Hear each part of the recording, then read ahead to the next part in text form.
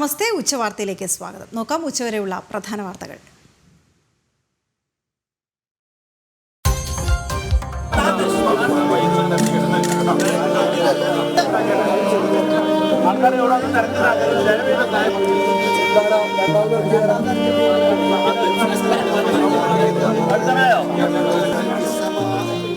കല്ലടിക്കോട്ടെ 4 പെൺമക്കൾക്കും കണ്ണീരോടെ വിട.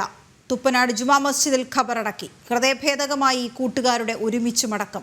കരഞ്ഞു തളർന്ന് ബന്ധുക്കളും സഹപാഠികളും. അപകടം ദൗർഭാഗ്യകരമെന്ന് ഹൈക്കോടതി.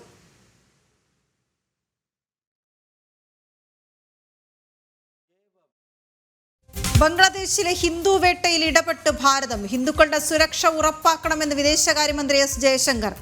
ലോക്സഭയിലെ പ്രതികരണം വിദേശകാര്യ സെക്രട്ടറിയുടെ ബംഗ്ലാദേശ് സന്ദർശനത്തിനു പിന്നാലെ.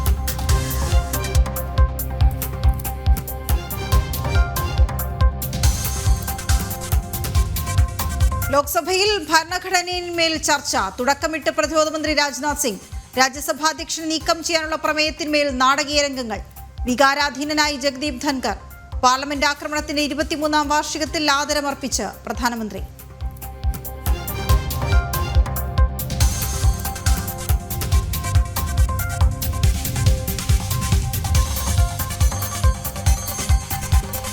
വികസനത്തേറിലേറെ ഉത്തർപ്രദേശ്. 5500 കോടിയുടെ പദ്ധതികൾക്ക് തുടക്കമിട്ട് പ്രധാനമന്ത്രി.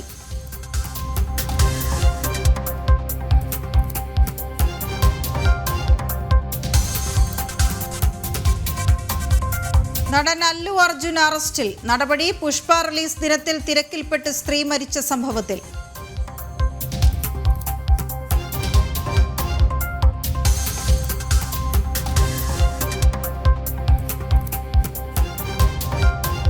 ദുരിതാശ്വാസ നിധി കണക്കുകളിൽ ഹൈക്കോടതിയിലും ഒളിച്ചു കളിച്ച് സംസ്ഥാന സർക്കാർ. സത്യവാങ്മൂലത്തിൽ വയനാട് ദുരന്തത്തിലെ വരവിനെക്കുറിച്ച് മാത്രം പരാമർശം. പ്രളയ കോവിഡ് കാല സംഭാവനകളിലെ 250 കോടിയിൽ മൗനം. ജനം ബ്രേക്കിംഗ്.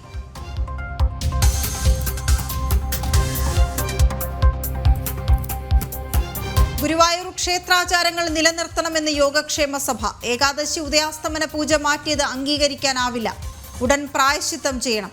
ശ്രീ ശങ്കരാചാര്യർ മിത്ത് എന്ന തന്ത്രിയുടെ നിലപാടിൽ പ്രതിഷേധം.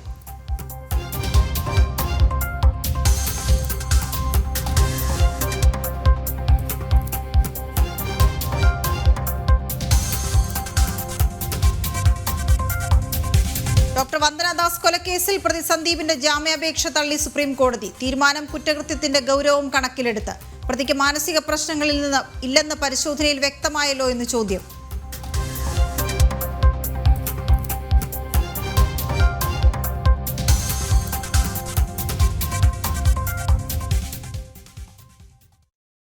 വിശദമായ വാർത്തകളിലേക്ക്. പാലക്കാട് പനയമ്പാടത്ത് വാഹനാപകടത്തിൽ മരിച്ച പെൺകുട്ടികളുടെ മൃതദേഹങ്ങൾ അടക്കം ചെയ്തു.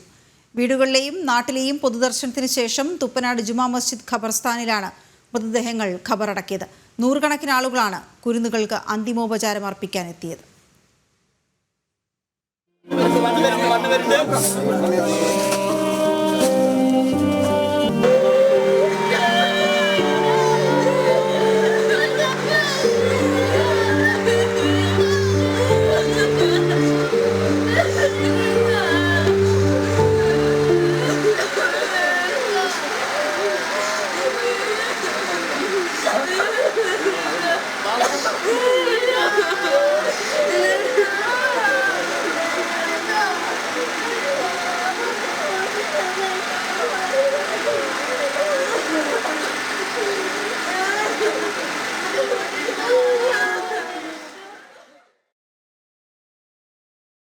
സ്ഥിരം അപകട മേഖലയായ പനയമ്പാടത്ത് സുരക്ഷയൊരുക്കണമെന്നാവശ്യപ്പെട്ട മോട്ടോർ വാഹന വകുപ്പ് 6 മാസം മുൻപ് നൽകിയ റിപ്പോർട്ട് ആരും പരിഗണിച്ചിരുന്നില്ല. വേഗ നിയന്ത്രണ സംവിധാനം ഒരുക്കണമെന്നായിരുന്നു റിപ്പോർട്ടിലെ നിർദ്ദേശം. MVDയുടെ ആവശ്യപ്രകാരം പാലക്കാട് IIT വിദ്യാർത്ഥികൾ നടത്തിയ പഠനത്തിന്റെ അടിസ്ഥാനത്തിലായിരുന്നു റിപ്പോർട്ട്.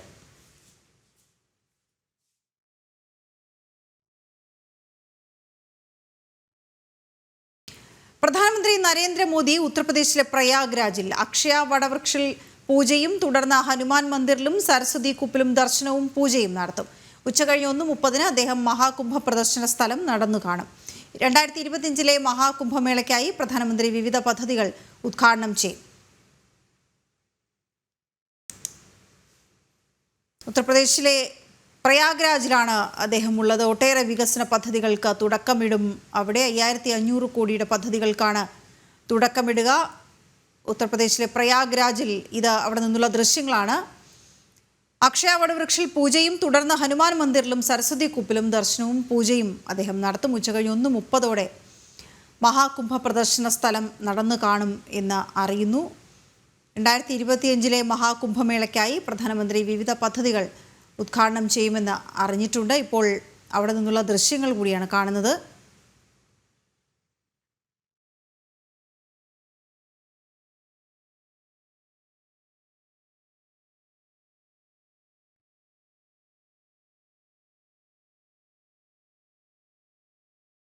തെലുങ്ക് നടൻ അല്ലു അർജുനെ അറസ്റ്റ് ചെയ്ത ഹൈദരാബാദ് പോലീസ്. പുഷ്പ 2 റിലീസിനിടെ ഉണ്ടായ തിക്കിലും തിരക്കിലും പെട്ട് യുവതി മരിച്ച സംഭവത്തിലാണ് അറസ്റ്റ്. ഹൈദരാബാദിലെ ജൂബിലി ഹിൽസിലെ വസതിയിലെത്തിയാണ് പോലീസ് അറസ്റ്റ് ചെയ്തത്. ഐസൻ ജോസ് ചേരുന്ന വിവരങ്ങളുമായി. ഐസൻ, വിവരങ്ങൾ എന്താണ്?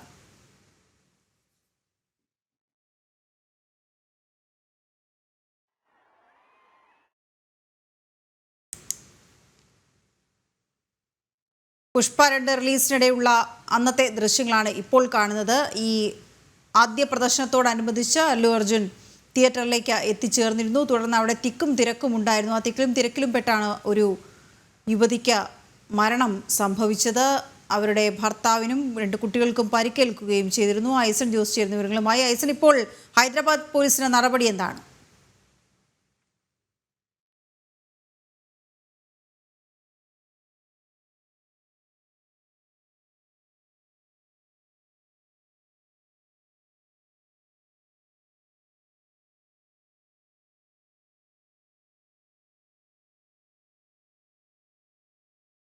ഐസൻ, കേൾക്കാൻ കഴിയുന്നുണ്ട് എങ്കിൽ ഹൈദരാബാദ് പോലീസ് അല്ലു അർജുനെ വസതിയിലെത്തി അറസ്റ്റ് ചെയ്തു എന്നുള്ളതാണ് മനസ്സിലാക്കാൻ കഴിയുന്നത്. ഈ വിഷയത്തിൽ അന്വേഷണം നടത്തിയെടുത്ത നടപടികൾ എന്തൊക്കെയാണ്? തീർച്ചയായും വീണ, നിലവിലെ സാഹചര്യത്തിൽ ഈ അക്രമങ്ങൾക്ക് ഈ തിക്കിനും തിരക്കിനും ഇടയായ സാഹചര്യം പുഷ്പ എന്ന സിനിമയുടെ റിലീസ് ദിവസവുമായി ബന്ധപ്പെട്ട ചില പ്രശ്നങ്ങളായിരുന്നു. ഈ റിലീസ് ദിവസത്തിലുണ്ടായ സങ്കീർണമായ ആ ഒരു തിക്കും തിരക്കിലും പെട്ടാണ് ഒരു യുവതി മരിക്കാനുള്ള ഒരു സാഹചര്യം ഉണ്ടാവുകയും ചെയ്തത്. ഇതിന്റെ പശ്ചാത്തലത്തിൽ ഈ തിക്കും തിരക്കും ഉണ്ടാകുന്ന ഒരു സാഹചര്യം ഉണ്ടായ പശ്ചാത്തലത്തിലാണ് ഇപ്പോൾ അറസ്റ്റ് നടപടികളിലേക്ക്, അല്ലു അർജുന്റെ അറസ്റ്റ് നടപടിയിലേക്ക് നീങ്ങിയിരിക്കുന്നത്. അല്ലു അർജുൻ ഇത്തരത്തിൽ ഒരു പ്രശ്നം ഉണ്ടാകാനുള്ള സാധ്യതയുള്ള പ്രദേശത്ത് തിക്കും തിരക്കും ഉണ്ടാകുന്ന ഒരു സാധ്യത ഉണ്ടാകുന്ന ഒരു പശ്ചാത്തലത്തിൽ മതിയായ മുൻകരുതൽ എടുക്കാതെ ചില നീക്കങ്ങൾ നടത്തി എന്നതാണ് പ്രാഥമികമായി നമുക്ക് മനസ്സിലാക്കാൻ സാധിക്കുന്ന ഒരു വിവരം. ഈ വിവരത്തിന്റെ അടിസ്ഥാനത്തിലാണ് ഇപ്പോൾ പോലീസ് കേസെടുത്തിരിക്കുന്നത് എന്നാണ് അറിയാൻ സാധിക്കുന്നത്. നിലവിലെ സാഹചര്യത്തിൽ കേസെടുത്തിട്ടുണ്ട്, വീട്ടിലെത്തി അറസ്റ്റ് ചെയ്തു എന്ന വിവരമാണ് പുറത്തു വരുന്നത്. വീണ. ഓക്കെ, ശരിയായി സർ.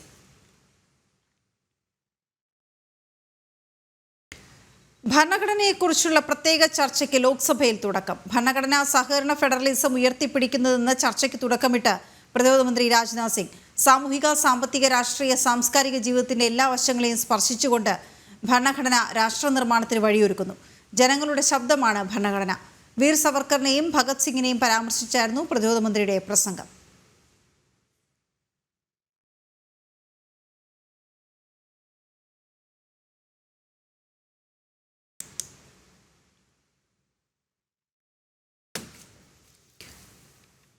ലോക്സഭയിൽ നിന്നുള്ള ദൃശ്യങ്ങളാണ്. ഭരണഘടനയെക്കുറിച്ചുള്ള പ്രത്യേക ചർച്ചയാണ് ലോക്സഭയിൽ നടന്നത്. ഭരണഘടന സഹകരണ ഫെഡറലിസം ഉയർത്തിപ്പിടിക്കുന്നത് എന്ന ചർച്ചയ്ക്ക് തുടക്കമിട്ട് പ്രതിരോധ മന്ത്രി രാജ്നാഥ് സിംഗ് വ്യക്തമാക്കി. സാമൂഹിക, സാമ്പത്തിക, രാഷ്ട്രീയ, സാംസ്കാരിക ജീവിതത്തിൻ്റെ എല്ലാ വശങ്ങളെയും സ്പർശിച്ചുകൊണ്ട് ഭരണഘടന രാഷ്ട്ര നിർമ്മാണത്തിന് വഴിയൊരുക്കുന്നു എന്ന് അദ്ദേഹം പറഞ്ഞു. സഭയിൽ ജനങ്ങളുടെ ശബ്ദമാണ് ഭരണഘടന.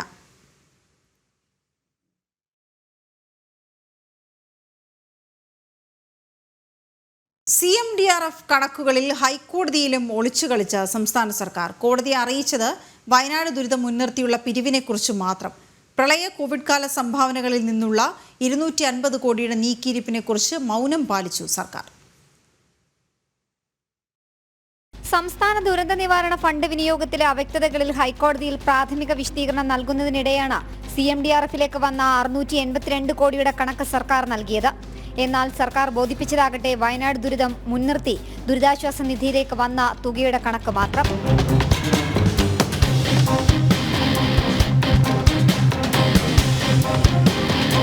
പ്രളയം, കൊറോണ കാല സംഭാവനകളിൽ നിന്നും 250.11 കോടി രൂപയുടെ നീക്കിയിരിപ്പ് മുഖ്യമന്ത്രിയുടെ ദുരിതാശ്വാസ നിധിയിലുണ്ട്. വയനാട് ദുരന്തത്തിന് ശേഷം വന്ന 683.6 കോടിയിൽ നിന്നും ചിലവഴിച്ച 7.65 കോടി കഴിച്ച് ബാക്കിയുള്ളത് 675.95 കോടി രൂപയാണ്.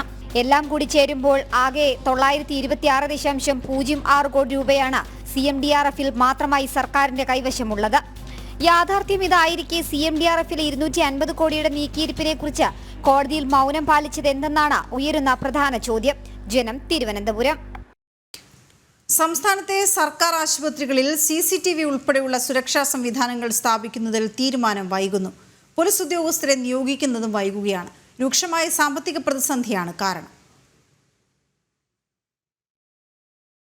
കേന്ദ്ര സർക്കാർ നിലപാട് കടുപ്പിച്ചതോടെയാണ് സർക്കാർ ആശുപത്രികളിലെ സുരക്ഷയ്ക്കായി കൂടുതൽ പോലീസ് ഉദ്യോഗസ്ഥരെ നിയോഗിക്കാൻ തീരുമാനമെടുത്തത്. ഡെപ്യൂട്ടേഷൻ വ്യവസ്ഥയിൽ 1 വർഷത്തേക്ക് ആരോഗ്യവകുപ്പിലേക്ക് ഉദ്യോഗസ്ഥരെ നിയമിക്കാനായിരുന്നു ആലോചന. ആരോഗ്യവകുപ്പുമായി ചർച്ചകളും നടത്തിയിരുന്നു. ഇത് സംബന്ധിച്ച നിർദ്ദേശം സംസ്ഥാന പോലീസ് മേധാവിയാണ് ആഭ്യന്തര വകുപ്പിന് കൈമാറിയത്. അതോടൊപ്പം ആശുപത്രികളിൽ CCTV ക്യാമറകൾ സ്ഥാപിക്കുമെന്നും അറിയിച്ചിരുന്നു. എന്നാൽ വിഷയത്തിൽ തുടർ നടപടികൾ അനന്തമായി നീളുകയാണ്. അതിരൂക്ഷമായ സാമ്പത്തിക പ്രതിസന്ധി തന്നെയാണ് ഇതിന് കാരണം. കേരളത്തിൽ ഡോക്ടർ വന്ദനദാസ് കൊല്ലപ്പെട്ടതിന് പിന്നാലെ എല്ലാ ആശുപത്രികളിലും സുരക്ഷ ഒരുക്കുമെന്ന് സർക്കാർ പ്രഖ്യാപിച്ചെങ്കിലും പാഴ്വാക്കായി. പോലീസ് ഔട്ട്പോസ്റ്റും CCTV ക്യാമറകളും എല്ലാം പ്രഖ്യാപനത്തിൽ മാത്രം ഒതുങ്ങി.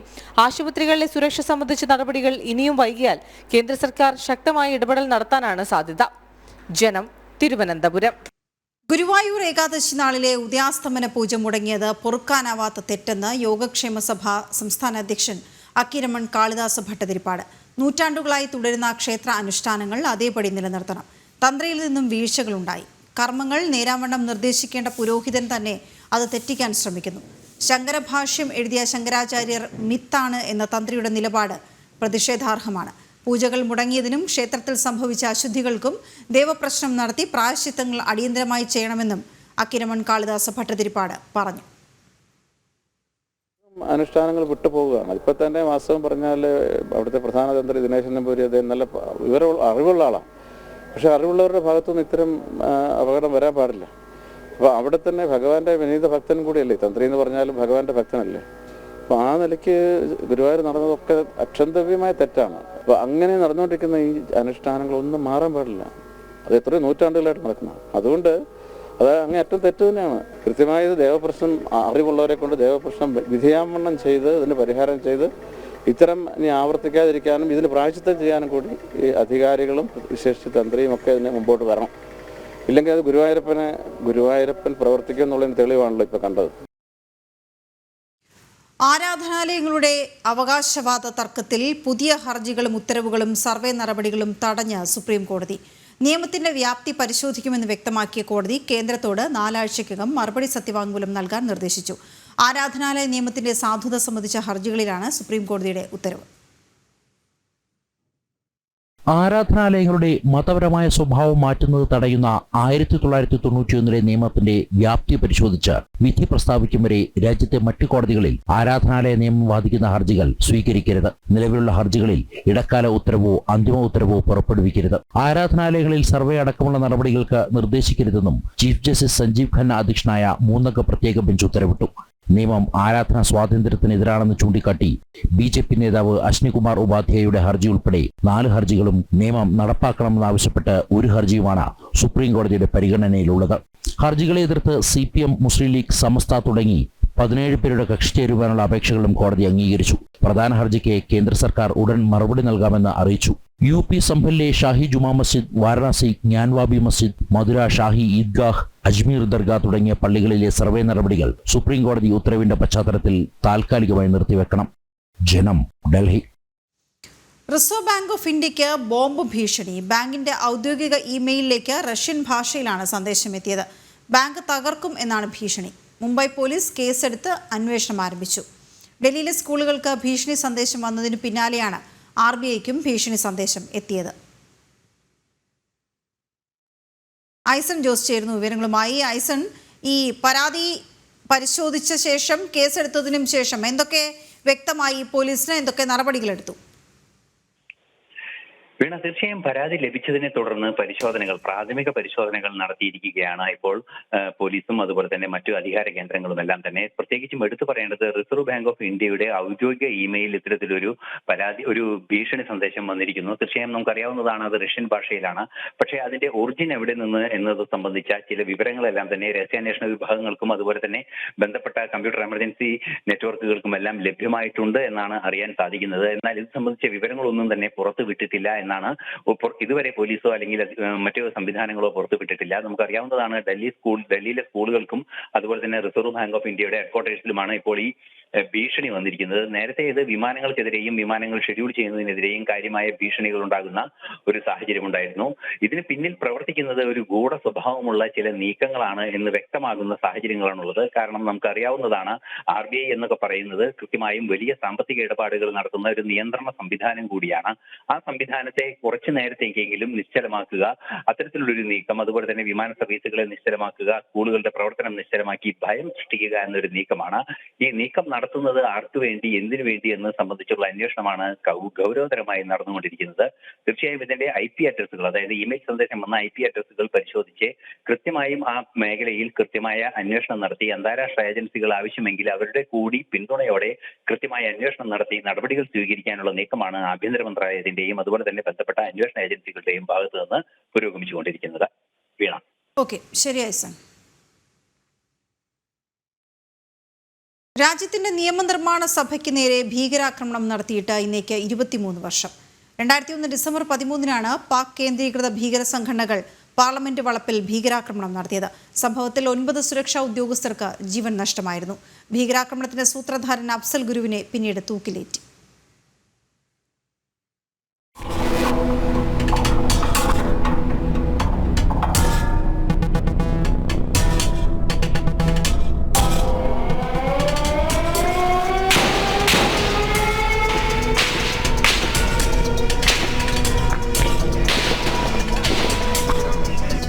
അതീവ സുരക്ഷയുള്ള രാജ്യത്തിന്റെ പാർലമെന്റ് വളപ്പിനകത്ത് കയറിക്കൊണ്ട് ഇസ്ലാമിക ഭീകരവാദികൾ നടത്തിയ അക്രമത്തിന്റെ കറുത്ത ഓർമ്മകൾക്ക് ഇന്ന് 23 വർഷം തികയുകയാണ്. 2001 ഡിസംബർ 13 പാർലമെന്റിന്റെ ശീതകാല സമ്മേളനം നടക്കുന്ന സമയം. സഭാ നടപടികൾ നിർത്തിവെച്ചിരുന്നെങ്കിലും അന്നത്തെ ആഭ്യന്തരമന്ത്രി ലാൽകൃഷ്ണ അദ്വാനി അടക്കമുള്ളവർ പാർലമെന്റിലുള്ളപ്പോഴാണ് സംഭവം. ആഭ്യന്തര മന്ത്രാലയത്തിന്റെ സ്റ്റിക്കർ പതിപ്പിച്ച കാറിൽ 5 ഭീകരർ പാർലമെന്റ് വളപ്പിനകത്തേക്ക് കടന്നു. അപകടം തിരിച്ചറിഞ്ഞുടൻ സുരക്ഷാ ഉദ്യോഗസ്ഥർ പ്രത്യാക്രമണം നടത്തി.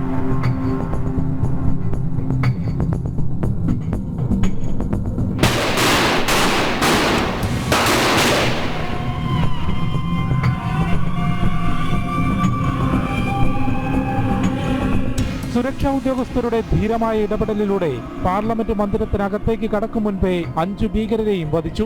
ജെയ്ഷെ മുഹമ്മദ്, ലഷ്കർ ഇ തൊയ്ബ ഭീകര സംഘടനകൾ സംയുക്തമായി നടത്തിയ അക്രമത്തിൽ ഡൽഹി പോലീസിലെ 6 പേർക്കും CRPF parliament watch and ward വിഭാഗത്തിലെ ഓരോ അംഗങ്ങൾ ഉൾപ്പെടെ 9 സുരക്ഷാ ഉദ്യോഗസ്ഥർക്ക് ജീവൻ നഷ്ടമായി. 18 പേർക്ക് പരിക്കേറ്റു. 2 ദിവസത്തിനുള്ളിൽ ഭീകരാക്രമണത്തിന്റെ മുഖ്യ സൂത്രധാരൻ അഫ്സൽ ഗുരുവിനെ കശ്മീരിൽ നിന്നും പിടികൂടി. ഡൽഹി സർവകലാശാല അധ്യാപകൻ SAR ഖീലാനി, അഫ്സൽ ഗുരു, ഷൌക്കത്ത് ഹുസൈൻ എന്നിവരെയും പിന്നീട് പിടികൂടി. 2002 ഡിസംബറിൽ ഖീലാനി, ഷൌക്കത്ത്, അഫ്സൽ ഗുരു എന്നിവർക്ക് വിചാരണ കോടതി വധശിക്ഷ വിധിച്ചു. പിന്നീടുള്ള നിയമ നടപടികളിൽ ഖീലാനി, ഷൌക്കത്ത് എന്നിവർ ഇളവ് നേടി. അഫ്സൽ ഗുരുവിനെ 2013 ഫെബ്രുവരി 9-ന് തിഹാർ ജയിലിൽ വെച്ച് തൂക്കിലേറ്റി. ജനം, ഡൽഹി. പാർലമെന്റ് ഭീകരാക്രമണത്തിന്റെ 23-ാം വാർഷികത്തിൽ രക്തസാക്ഷികൾക്ക് ആദരമർപ്പിച്ച രാജ്യം. പാർലമെന്റിൽ നടന്ന പ്രത്യേക ചടങ്ങിൽ പ്രധാനമന്ത്രി നരേന്ദ്രമോദി, ഉപരാഷ്ട്രപതി ജഗ്ദീപ് ധൻഖർ, ലോക്സഭാ സ്പീക്കർ ഓം ബിർള തുടങ്ങിയവർ ആക്രമണത്തിൽ വീരമൃത്യു വരിച്ച രക്തസാക്ഷികൾക്ക് ആദരാഞ്ജലി അർപ്പിച്ചു. 2001 ഡിസംബർ 13-നായിരുന്നു രാജ്യത്തെ നടുക്കിയ ഭീകരാക്രമണം.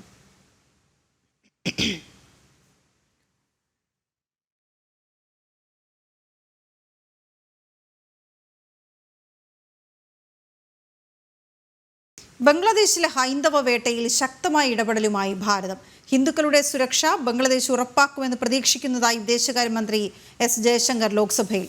മുഹമ്മദ് യൂനുസുമായുള്ള കൂടിക്കാഴ്ചയിൽ വിദേശകാര്യ സെക്രട്ടറി വിക്രം മിശ്രി വിഷയം ഉന്നയിച്ചിരുന്നു. ഭാരതത്തിന്റെ സുരക്ഷാ സേന ഡെപ്സാങ്ങിലെ എല്ലാ പട്രോളിംഗ് പോയിന്റുകളിലേക്കും പോകുമെന്നും ജയശങ്കർ പറഞ്ഞു. With regard to the treatment of minorities in Bangladesh, it has been a source of concern. There have been multiple incidents of attacks on them.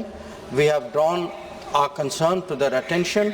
Recently, Foreign Secretary visited Dhaka. This subject came up during his meeting, and it is our expectation that in its own interest, Bangladesh would take measures so that its minorities are safe. Nandagopan ചേരുന്നു വിവരങ്ങളുമായി. നന്ദഗോപൻ, ഈ വിഷയത്തിൽ കൃത്യമായ ഇടപെടൽ ഉണ്ടാകണമെന്ന കാര്യം വീണ്ടും ഊന്നി പറയുമ്പോൾ തന്നെ എന്ത് നടപടികളിലേക്ക് ഭാരതം കടക്കുമെന്ന് കൂടി വിദേശകാര്യമന്ത്രി പറഞ്ഞു. വീണ, ശക്തമായ നിലപാട് തന്നെയാണ് ഭാരതം ബംഗ്ലാദേശ് വിഷയത്തിൽ സ്വീകരിച്ചതെന്നാണ് വിദേശകാര്യമന്ത്രി ഇന്ന് ലോക്സഭയിൽ വ്യക്തമാക്കിയിരിക്കുന്നത്. ഷെയ്ഖ് ഹസീന ബംഗ്ലാദേശിൽ നിന്നും പലായനം ചെയ്യാൻ നിർബന്ധിതയായതിൽ പിന്നെ അവിടെ ഹിന്ദുക്കൾക്ക് നേരെ ന്യൂനപക്ഷങ്ങൾക്കും ഹിന്ദുക്കൾക്ക് നേരെ വലിയ അക്രമങ്ങളാണ് അവിടെ റിപ്പോർട്ട് ചെയ്യുന്നത്. അടുത്തിടെ ബംഗ്ലാദേശിൽ നടന്ന ദുർഗാപൂജ ഉത്സവത്തിനിടെ ക്ഷേത്രങ്ങൾക്കും പൂജാ മണ്ഡപങ്ങൾക്കും നേരെ വരെ അക്രമങ്ങൾ ഉണ്ടായതായിട്ടുള്ള വിവരങ്ങൾ ലഭിക്കുന്നുണ്ട്. സർക്കാർ ഈ സംഭവത്തെ ഗൗരവമായാണ് കാണുന്നത്. ഇതിനോടകം തന്നെ ധാക്കയിൽ ഇതുമായി ബന്ധപ്പെട്ട ചർച്ചകൾ കഴിഞ്ഞു.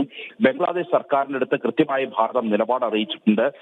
ന്യൂനപക്ഷങ്ങളുടെ സുരക്ഷ ഉറപ്പുവരുത്തുവാൻ വേണ്ടി ബംഗ്ലാദേശ് സർക്കാർ വേണ്ട നടപടികൾ സ്വീകരിക്കുമെന്നുള്ളതാണ് തന്റെ വിശ്വാസമെന്നും ഇന്നിപ്പോൾ ഒരു ചോദ്യത്തിന്, കോൺഗ്രസ് എംപിയുടെ ചോദ്യത്തിന് മറുപടിയായി വിദേശകാര്യമന്ത്രി വ്യക്തമാക്കുകയുണ്ടായി. മാത്രമല്ല, ഈ ബംഗ്ലാദേശുമായി എല്ലാ രീതിയിലുള്ള ചർച്ചകൾ പുരോഗമിക്കുകയാണ്.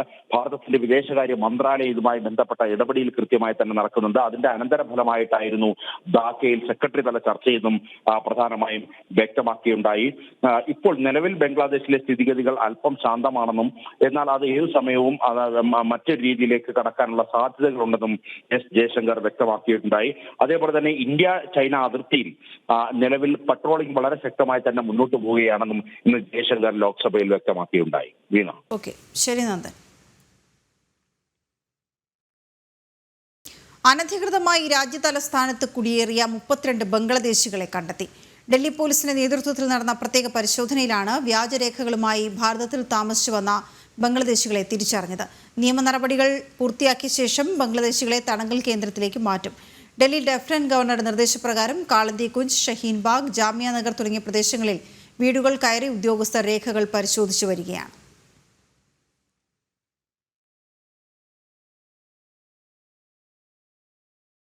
ഡൽഹിയിലെ സ്കൂളുകൾക്ക് ബോംബ് ഭീഷണി. അർദ്ധരാത്രി 12:54 4 സ്കൂളുകൾക്ക് ഇമെയിൽ വഴി ഭീഷണി സന്ദേശം എത്തിയത്.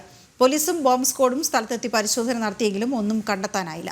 രക്ഷിതാക്കൾ പരിഭ്രാന്തരാകേണ്ട സാഹചര്യമില്ലെന്ന് south west DCP Surendra Chaudhary വ്യക്തമാക്കി. हमारे साउथ वेस्ट डिस्ट्रिक्ट में 4 स्कूल्स में 12:54 के आसपास मेल आया इसमें, और इसमें स्कूल्स में एक्सप्लोजिव होने का था. तो इसमें जैसे ही हमें स्कूल्स की तरफ से ये इत्तला मिली, हमारे SHOs विद स्टाफ और हमारी BD टीम सब जा कर के सभी ने चेक किया, प्रॉपर SOP फॉलो किया, और हमें किसी प्रकार की कोई भी सस्पिशियस थिंग वहाँ नहीं मिली. स्कूल अथॉरिटीज़ को भी हमने अवगत कराया और पेरेंट्स को भी अवगत कराया कि पैनिक नहीं करें किसी प्रकार का. इसमें से 4 स्कूल्स में से कुछ स्कूल ने स्कूल बंद करने का निर्णय लिया और 1-2 स्कूल अभी चल रही है. सर, ये जो ग्रुप मेल है इसमें कई स्कूल्स के. Thank you. ഇറാൻ ഭരണകൂടത്തിന്റെ ഭീകരതയെ ഓർമ്മിപ്പിച്ച് ബെഞ്ചമിൻ നെതന്യാഹു. ഇറാൻ ജനതയുടെ അധ്വാനത്തിന്റെ ഫലം തീവ്രവാദത്തിനായി ചെലവഴിക്കുകയാണ് ഭരണകൂടം. രാജ്യപുരോഗതിക്ക് ഉതകേണ്ട സമ്പത്ത് സിറിയയ്ക്കും ഹമാസിനും ഹിസ്ബുള്ളയ്ക്കും വീതിച്ചു നൽകി. ഇറാന്റെ സമ്പദ്ഘടന തകർന്നടിഞ്ഞു. ഇസ്രായേൽ സമാധാനം ആഗ്രഹിക്കുന്നുവെന്നും ബെഞ്ചമിൻ നെതന്യാഹു ഇറാൻ ജനതയോട് നടത്തിയ അഭിസംബോധനയിൽ പറയുന്നു. Iran. Your oppressors spent over $30 billion supporting Assad in Syria. Today, after only 11 days of fighting, his regime collapsed into the dust. Your oppressors spent billions supporting Hamas in Gaza. Today, their regime lies in ruins. Your oppressors spent over $20 billion supporting Hezbollah in Lebanon. In a matter of weeks, most of Hezbollah's leaders, its rockets, and thousands of its terrorists went up in smoke. The money your oppressors stole from you literally went up in smoke. You must be furious imagining the new roads, schools, hospitals that could have been built with the tens of billions of dollars your dictators wasted backing terrorists who lose over and over and over again. Do you know why Iran's oppressors keep losing? It's not only because they're incompetent and cruel. They are. it's because they seek to conquer other nations, to impose fundamentalist tyranny on the Middle East, on the entire world. The only thing Israel seeks is to defend our state. But in so doing, we're defending civilization against barbarism. Munambam ഭൂമിയുടെ ഉടമസ്ഥതയുമായി ബന്ധപ്പെട്ട് രൂപപ്പെട്ട ഭിന്നത ഇല്ലാതാക്കാനുള്ള ശ്രമവുമായി മുസ്ലിം league. Sadiqali തങ്ങളുടെ അഭിപ്രായത്തിന് വിരുദ്ധമായ പ്രസ്താവനകൾ നേതാക്കൾ പ്രകടിപ്പിക്കരുതെന്ന് league നേതൃയോഗത്തിൽ തീരുമാനം. ജുഡീഷ്യൽ കമ്മീഷൻ റിപ്പോർട്ട് വരുന്നതുവരെ മുനമ്പത്തേത് വഖഫ് ഭൂമിയാണെന്നോ അല്ലെന്നോ പറയേണ്ട എന്ന തീരുമാനത്തിലാണ് മുസ്ലിം ലീഗ്. അതേസമയം ലീഗിൻ്റേത് ഇരട്ടത്താപ്പാണെന്ന വിമർശനവും ഉയരുന്നുണ്ട്. മുനമ്പം വിഷയത്തിലെ ഭിന്നതയ്ക്കിടെ കഴിഞ്ഞ ദിവസം മുസ്ലിം ലീഗ് നേതൃയോഗം കോഴിക്കോട് ചേർന്നിരുന്നു. മുനമ്പത്തേത് വഖഫ് ഭൂമിയല്ലെന്ന പ്രതിപക്ഷ നേതാവ് വി ഡി സതീശന്റെ പ്രസ്താവനയിൽ അസംതൃപ്തരായ ലീഗ് നേതാക്കൾ വി ഡി സതീശനെ തള്ളുകയും മുനമ്പത്തേത് വഖഫ് ഭൂമിയാണെന്ന് ആവർത്തിക്കുകയും ചെയ്തതോടെയാണ് ഭിന്നത രൂപപ്പെട്ടത്. K M Shaji, E T Muhammad Basheer, M K Muneer എന്നിവർ പരസ്യമായി തന്നെ സതീശനെ തിരുത്തി. അതിനിടയിൽ മുസ്ലിം ലീഗ് ഓഫീസിന് മുന്നിലും നേതാക്കൾക്കെതിരെ പോസ്റ്റർ പതിച്ചു. ഇതോടെയാണ് വിഷയം ചർച്ച ചെയ്യാൻ ലീഗ് തീരുമാനിച്ചത്. വിഷയത്തിൽ സർക്കാർ തീരുമാനമെടുക്കട്ടെയെന്നും അതുവരെ ഭിന്നാഭിപ്രായങ്ങൾ ആരും പ്രകടിപ്പിക്കരുത് എന്നുമാണ് ലീഗ് തീരുമാനം. എന്നാൽ രൂപപ്പെട്ട ഭിന്നതയെപ്പറ്റിയോ വിരുദ്ധാഭിപ്രായങ്ങൾ പ്രകടിപ്പിക്കുന്നതിനെ പറ്റിയോ നേതാക്കൾ പ്രതികരിച്ചില്ല. അപ്പോൾ ഇത് മറുപടി അറിയില്ല. കാരണം എന്താണെന്ന് വെച്ച് കഴിഞ്ഞാൽ വളരെ അധികം വ്യക്തമായിട്ട് ആർക്കും ബുദ്ധിമുട്ടില്ലാത്ത രീതിയിൽ ഒരു സമന്വയം ഉണ്ടാക്കി ആ പ്രശ്നം പരിഹരിക്കണം, അതിന് സർക്കാർ മുൻകൈ എടുക്കണം എന്ന് പറഞ്ഞാൽ അത് അപ്രോപ്രിയേറ്റ് ടൈമിൽ ഇനി അത് സംബന്ധിച്ച് ഒരു ചർച്ച ഉണ്ടാകുമ്പോഴേ പറയേണ്ടതുള്ളൂ. ചോദിക്കാനുള്ള എല്ലാ അവകാശവും നിങ്ങൾക്കുണ്ട്, മറുപടി പറയാതിരിക്കാനുള്ള അവകാശം എനിക്കുണ്ട്. Full stop. എന്നാൽ ഭൂമിയുടെ ഉടമസ്ഥത സംബന്ധിച്ച് കൃത്യമായ അഭിപ്രായം മുസ്ലിം ലീഗിന് പറയാൻ സാധിച്ചിട്ടില്ല. പല വിഷയങ്ങളിലും UDF-ൽ കൂടിയാലോചനയില്ലാതെ പ്രതിപക്ഷ നേതാവ് ഉൾപ്പെടെയുള്ള കോൺഗ്രസ് നേതാക്കൾ പരസ്യ പ്രതികരണം നടത്തുന്നതിലെ വിയോജിപ്പും ചില നേതാക്കൾ യോഗത്തിൽ പങ്കുവച്ചതായാണ് വിവരം. ജനം, കോഴിക്കോട്. തിരുവനന്തപുരം വഞ്ചിയൂരിൽ റോഡ് കയ്യേറി സമ്മേളനവേദി നിർമ്മിച്ചതിൽ കോടതി സ്വമേധയാ കേസെടുക്കുമെന്ന ആശങ്കയിൽ CPM. കേസെടുത്താൽ CPM കൂടുതൽ വെട്ടിലാകും. പ്രതികളായ നേതാക്കളെ സംരക്ഷിക്കാൻ പിന്നീട് പോലീസിനും കഴിയില്ല. തിങ്കളാഴ്ചയാണ് ഇക്കാര്യം ഹൈക്കോടതി പരിഗണിക്കുക. ഏരിയ സമ്മേളന വേദിയിലുണ്ടായിരുന്ന CPM സംസ്ഥാന സെക്രട്ടറി MV ഗോവിന്ദൻ അടക്കമുള്ള നേതാക്കളെ ഒഴിവാക്കിയാണ് പോലീസ് കേസെടുത്തത്. ഏരിയ കമ്മിറ്റിയുടെ പേരിലും കണ്ടാലറിയാവുന്ന 500 പേർക്കെതിരെയുമായിരുന്നു കേസ്. ഇതിനെതിരെ ഹൈക്കോടതി ഇന്നലെ പോലീസിനെ രൂക്ഷമായി വിമർശിച്ചു. സ്റ്റേജിലുണ്ടായിരുന്നവർക്കെതിരെ എന്തുകൊണ്ട് നടപടി ഉണ്ടായില്ല എന്നും കോടതി ചോദിച്ചു. വരുന്ന തിങ്കളാഴ്ച കേസ് വീണ്ടും പരിഗണിക്കും. ഇതാണ് CPM-നെ ആശങ്കയിലാക്കുന്നത്. സ്റ്റേജിൽ നിന്ന നേതാക്കളെ അടക്കം പ്രതിയാക്കി കോടതി സ്വയം കേസെടുത്താൽ അത് കനത്ത തിരിച്ചടിയാകും CPM-നുണ്ടാവുക. സമ്മേളനം ഉദ്ഘാടനം ചെയ്ത MV ഗോവിന്ദൻ അടക്കമുള്ള നേതാക്കൾക്കെതിരെയും കേസുണ്ടാകും. പിന്നെ പോലീസിന് പോലും രക്ഷിക്കാനാവില്ല. കോടതി പരാമർശം തിരിച്ചടിയായാൽ എന്ത് നടപടി സ്വീകരിക്കണം എന്ന കാര്യം CPM ആലോചിക്കുന്നുണ്ട്. ജില്ലാ കോടതിക്കും പോലീസ് സ്റ്റേഷനും സമീപത്ത് വഞ്ചിയൂർ ജംഗ്ഷനിലെ റോഡിന്റെ ഒരു വശം പൂർണ്ണമായും അടച്ചാണ് CPM ഏരിയ സമ്മേളനം സംഘടിപ്പിച്ചത്. ഗതാഗതം തടസ്സപ്പെടുന്ന സമ്മേളനങ്ങൾ പാതയോരങ്ങളിൽ പോലും നടത്താൻ പാടില്ലെന്ന ഹൈക്കോടതി വിധി നിലനിൽക്കെയാണ് ഏരിയ സമ്മേളനത്തിനായി വഴിയടച്ചത്. തുടർന്ന് ഹൈക്കോടതിയുടെ ഭാഗത്തു നിന്ന് രൂക്ഷ വിമർശനം ഉണ്ടാകുകയും വഞ്ചിയൂർ SHOയോട് നേരിട്ട് ഹാജരാകാൻ നിർദ്ദേശിക്കുകയും ചെയ്തു. ഇതിന് പിന്നാലെയാണ് പോലീസ് കേസെടുക്കാൻ പോലും തയ്യാറായത്. ജനം, തിരുവനന്തപുരം. CPM കായംകുളം ഏരിയ സമ്മേളനത്തിൽ വിമർശനവുമായി പ്രതിനിധികൾ. ജില്ലാ നേതൃത്വത്തിനെതിരെയും ഏരിയ നേതൃത്വത്തിനെതിരെയും രൂക്ഷ വിമർശനം. ഏരിയ സെക്രട്ടറി ലക്ഷങ്ങളുടെ അഴിമതി നടത്തുന്നുവെന്നും വിമർശനം.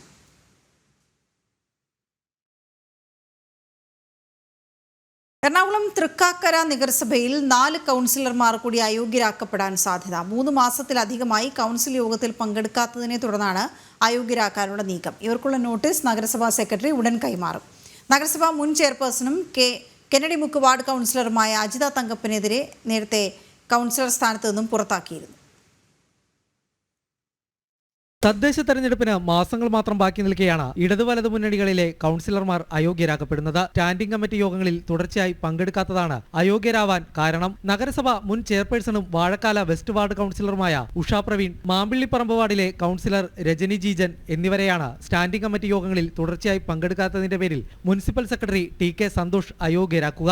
ഇവർക്കുള്ള നോട്ടീസ് സെക്രട്ടറി ഉടൻ കൈമാറും. LDF കൗൺസിലറായ ഉഷ പ്രവീൺ ക്ഷേമകാര്യ സ്റ്റാൻഡിംഗ് കമ്മിറ്റി അംഗമാണ്. വിദ്യാഭ്യാസ സ്റ്റാൻഡിംഗ് കമ്മിറ്റി അംഗമാണ് UDF കൗൺസിലറായ രജനി ജീജൻ. ഇരുവരും 3 മാസത്തിലേറെയായി സ്റ്റാൻഡിംഗ് കമ്മിറ്റി യോഗങ്ങളിൽ തുടർച്ചയായി പങ്കെടുത്തിട്ടില്ല. വിദ്യാഭ്യാസ സ്റ്റാൻഡിംഗ് കമ്മിറ്റിയിൽ അയോഗ്യയാക്കപ്പെടുന്ന രണ്ടാമത്തെ അംഗമാണ് രജനി ജീജൻ. മാസങ്ങൾക്ക് മുൻപ് തൃക്കാക്കര നഗരസഭ മുൻ ചെയർപേഴ്സണും കെന്നഡിമുക്ക് വാർഡ് കൗൺസിലറുമായ അജിത തങ്കപ്പനെ കൗൺസിൽ സ്ഥാനത്ത് നിന്നും പുറത്താക്കിയിരുന്നു. ഇതിനു പിന്നാലെ കോൺഗ്രസ് നേതാക്കളായ ഷാജി വാഴക്കാല, MO വർഗീസ് എന്നിവർ ഉഷാ പ്രവീൺ യോഗങ്ങളിൽ പങ്കെടുക്കുന്നില്ലെന്ന് ചൂണ്ടിക്കാട്ടി നൽകിയ പരാതിയെ തുടർന്നാണ് മുഴുവൻ കൗൺസിലർമാരുടെയും സ്റ്റാൻഡിംഗ് കമ്മിറ്റി യോഗങ്ങളിലെ ഹാജർ നില സെക്രട്ടറി പരിശോധിച്ചത്. LDF കൗൺസിലർമാരായ KX സൈമൺ, സുനി കൈലാസൻ, UDFിലെ അഡ്വക്കേറ്റ് ലാലി ജോസഫിൻ എന്നിവർ സ്റ്റാൻഡിംഗ് കമ്മിറ്റി യോഗങ്ങളിൽ തുടർച്ചയായി വിട്ടുനിന്നതായി കണ്ടെത്തിയിട്ടുണ്ട്. എന്നാൽ 3 പേരും വിവിധ കാരണങ്ങൾ ചൂണ്ടിക്കാട്ടി മുൻപത്തെ സെക്രട്ടറിക്ക് അവധി അപേക്ഷ സമർപ്പിച്ചതായി അറിയിച്ചതിന്റെ അടിസ്ഥാനത്തിൽ കൂടുതൽ പരിശോധനയ്ക്ക് ശേഷമാകും തുടർ നടപടി സ്വീകരിക്കുക. ജനം, കൊച്ചി. കരുവന്നൂർ സഹകരണ ബാങ്ക് തട്ടിപ്പ് കേസിൽ അനധികൃത വായ്പകൾ തരപ്പെടുത്തിയവർ പ്രതിപട്ടികയിലേക്ക്. 2ാം ഘട്ട കുറ്റപത്രത്തിൽ 50-ലധികം പേർ കൂടി പ്രതികളായേക്കും. കരുവന്നൂർ സഹകരണ ബാങ്കിൽ നിന്ന് വായ്പയെടുത്ത് മുങ്ങിയവർക്കുള്ള സമൻസുകൾ ED കൈമാറി തുടങ്ങി. 180 കോടിയോളം രൂപയുടെ വായ്പാ തട്ടിപ്പ് കരുവന്നൂർ സഹകരണ ബാങ്കിൽ നടന്നിട്ടുണ്ട്. ചെറുതും വലുതുമായ തുകകളുടെ അനധികൃത വായ്പ തരപ്പെടുത്തിയ ശേഷം തിരിച്ചടയ്ക്കാതെ ബാങ്കിനെ കബളിപ്പിച്ച കൂടുതൽ പേർ 2ാം ഘട്ട കുറ്റപത്രത്തിലുണ്ടാകും. 50-ലധികം പേരെ പ്രതികളാക്കിയുള്ളതാകും കുറ്റപത്രം. നവംബറിൽ 2ാം ഘട്ട കുറ്റപത്രം സമർപ്പിക്കാനിരുന്നതാണ്. എന്നാൽ ED സമൻസ് ലഭിച്ച പകുതിയോളം പേർ ചോദ്യം ചെയ്യലിന് ഹാജരായില്ല. തുടർന്നാണ് കരുവന്നൂർ ബാങ്കിൽ നിന്ന് ലഭിച്ച മേൽവിലാസങ്ങളിൽ ഒന്നുകൂടി വ്യക്തത വരുത്തി യഥാർത്ഥ വിലാസത്തിൽ നേരിട്ട് സമൻസുകൾ എത്തിച്ചത്. തട്ടിപ്പിന്റെ ഭാഗമായ എല്ലാവരെയും പ്രതിപട്ടികയിൽ ഉൾപ്പെടുത്തും. ആദ്യഘട്ട കുറ്റപത്രത്തിൽ 55 പേരായിരുന്നു പ്രതികൾ. ബാങ്ക് തട്ടിപ്പിന്റെ മുഖ്യ സൂത്രധാരരും ഭരണസമിതി അംഗങ്ങളും ഉൾപ്പെട്ടതായിരുന്നു ആദ്യഘട്ട കുറ്റപത്രം. CPM നേതാവും കൗൺസിലറുമായ PR അരവിന്ദാക്ഷൻ ഉൾപ്പെടെ 4 പേർ അറസ്റ്റിലാവുകയും ചെയ്തിരുന്നു. ഇതിൽ PR അരവിന്ദാക്ഷനും CK ജിൽസിനും മാസങ്ങൾ നീണ്ട ജയിൽവാസത്തിന് ശേഷം ഹൈക്കോടതി ജാമ്യം അനുവദിച്ചിരുന്നു. 2ാം ഘട്ടത്തിൽ അനധികൃതമായി വായ്പയെടുത്ത് തിരിച്ചടവില്ലാതെ കരുവന്നൂർ ബാങ്കിനെ കബളിപ്പിച്ച 30ഓളം പേരെ സമൻസ് നൽകി വിളിച്ചു വരുത്തി ED ചോദ്യം ചെയ്തിട്ടുണ്ട്. സമൻസ് മടങ്ങിയതും കൈപ്പറ്റാത്തതും ഇതുവരെ ചോദ്യം ചെയ്യലിന് എത്താത്തതുമായ 20 പേരെ കൂടി ചോദ്യം ചെയ്യും. ചോദ്യം ചെയ്യലിന് ശേഷം പ്രതിപട്ടികയിൽ ഉൾപ്പെടുത്തും. ഇതോടൊപ്പം കൂടുതൽ പേരുടെ സ്വത്ത് കണ്ടുകെട്ടാനുള്ള നടപടികളും തുടങ്ങി. ജനം, കൊച്ചി. ചക്കുളത്തമ്മയ്ക്ക് പൊങ്കാല അർപ്പിച്ച് ഭക്തർ. പുലർച്ചെ 4-ന് നിർമ്മാല്യ ദർശനത്തോടെ ആരംഭിച്ച ചടങ്ങുകളിൽ അഷ്ടദ്രവ്യ മഹാഗണപതി ഹോമവും 9-ന് വിളിച്ചുചൊല്ലി പ്രാർത്ഥനയും നടന്നു. 10:30-ന് ക്ഷേത്രം മുഖ്യ കാര്യദർശി രാധാകൃഷ്ണൻ നമ്പൂതിരി ശ്രീകോവിലിലെ കിടാവിളക്കിൽ നിന്നുള്ള അഗ്നി പണ്ടാര അടുപ്പിലേക്ക് പകർന്നു. രാധിക സുരേഷ് ഗോപിയും ഗോകുൽ സുരേഷും ചേർന്ന് തിരിതെളിയിച്ചു. ആയിരക്കണക്കിന് ഭക്തരാണ് ക്ഷേത്രത്തിന് 70 കിലോമീറ്റർ ചുറ്റളവിൽ പൊങ്കാല അർപ്പിക്കുന്നത്.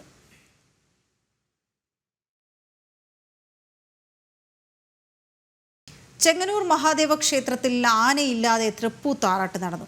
കഴിഞ്ഞ 10 വർഷത്തിനിടെ ആനയില്ലാതെ ഇന്നലെ നടന്ന തൃപ്പൂത്താറാട്ട് ഭക്തർക്കിടയിൽ വലിയ പ്രതിഷേധത്തിനിടയാക്കിയിട്ടുണ്ട്. ഹൈക്കോടതി വിധി പ്രകാരം നിയമങ്ങൾ പാലിച്ച് ആനയെ എഴുന്നള്ളിക്കാൻ ദേവസ്വം ബോർഡ് ഇടപെടണമെന്നും ഭക്തർ ആവശ്യപ്പെട്ടു. ചെങ്ങന്നൂർ മഹാദേവ ക്ഷേത്രത്തിൽ ഇന്നലെ നടന്നത് ആനയില്ലാതെയുള്ള തൃപ്പൂത്താറാട്ട് ഘോഷയാത്രയായിരുന്നു. 10 വർഷത്തെ ചരിത്രത്തിൽ ആദ്യമായാണ് ആനപ്പുറത്തല്ലാതെ ദേവനും ദേവിയും എഴുന്നള്ളിയത്. ഇന്നലെ രാവിലെ 6-നായിരുന്നു മിത്രപ്പുഴക്കടവിലേക്കുള്ള ആറാട്ട്. മോണിറ്ററിംഗ് കമ്മിറ്റിയിൽ രജിസ്റ്റർ ചെയ്യാത്തതിനാൽ കോടതിയുടെ അനുമതി ലഭിച്ചിട്ടില്ലെന്നും അതുകൊണ്ട് ആറാട്ടിന് ആനയെ എഴുന്നള്ളിക്കാൻ കഴിഞ്ഞില്ലെന്നുമാണ് ദേവസ്വം ബോർഡിന്റെ വിശദീകരണം. തന്ത്രിയുടെ നിർദ്ദേശപ്രകാരം ആനയ്ക്ക് പകരം ദേവനെ ഋഷഭവാഹനത്തിലും ദേവിയെ മയിൽവാഹനത്തിലുമായാണ് എഴുന്നള്ളിച്ചത്.